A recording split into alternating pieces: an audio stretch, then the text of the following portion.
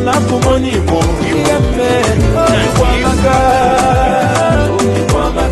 If you see me, call me money mo.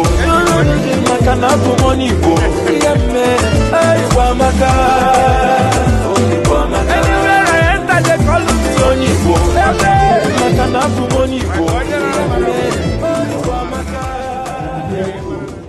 Delta North Senatorial District present, please put your hands together for no other but Prince Chinedu Ned Nwoko.